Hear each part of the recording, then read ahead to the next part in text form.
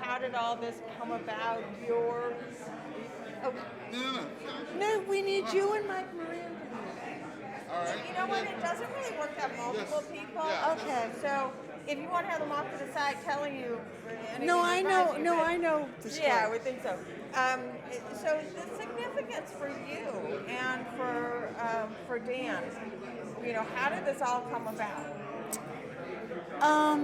Dan and I are both graduates of Yale University, or alumni of Yale University.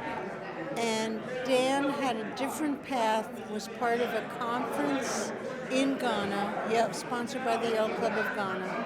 And I started coming to Ghana as part of the Yale Alumni Service Corps. And it was supposed to be genuine help to another community and not volunteerism.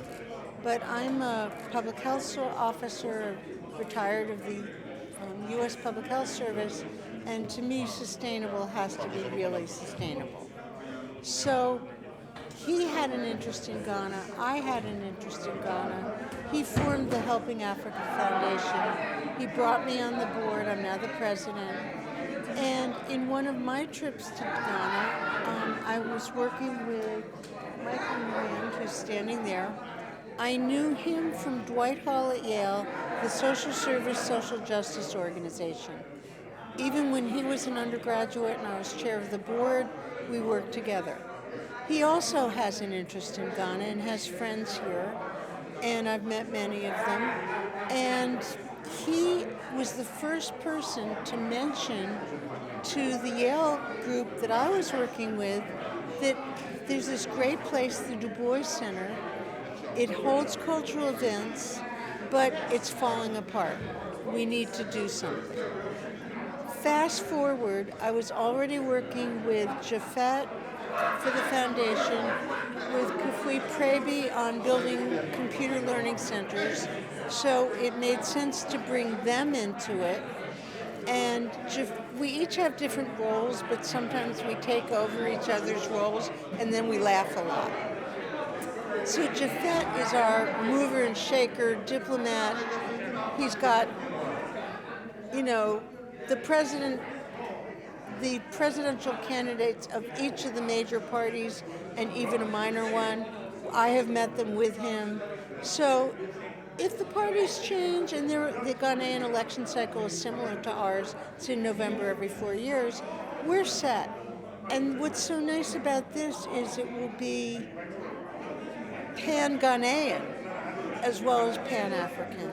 And the way I talk about it is we look east to Pan-Africa, we look west to the diaspora, which is a polite way of saying the slave trade, and we are following the children, the adults, and future generations to bring to life W.E.B. Du Bois' ideas as a way to consecrate his home, his papers, the museum, and bring them to the world. And that's where our computer technology also helps, because we have our partner has an inventive device so that if one of the squabbles among the different locations of the Du Bois archives was, well, do we bring them all to one place? And if so, which place?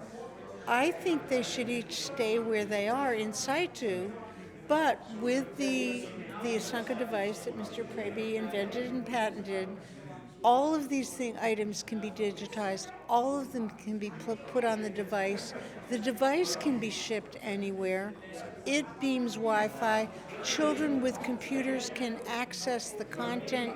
Teachers can teach it. And we can all live in harmony and peace wherever we are, being world citizens, which I think W.E.B. Du Bois would have preferred. That's great. All right. So what is your relationship to Dan, baby? He is my beloved uncle. My father, Fred, is his older brother. My father has passed, but Uncle Dan is always the thought leader.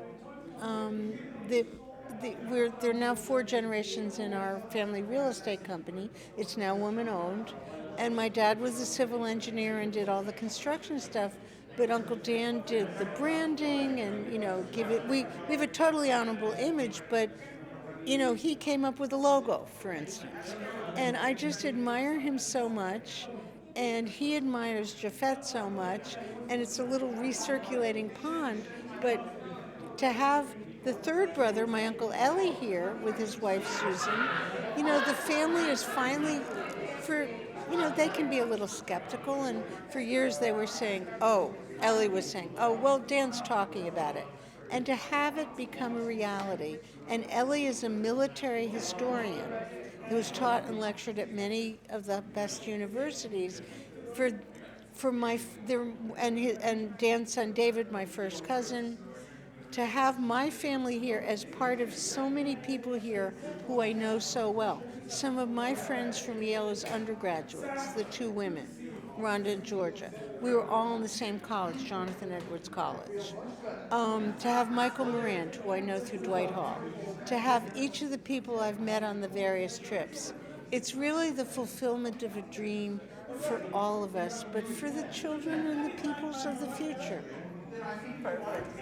All right, thank you so much. So you are now president of The Helping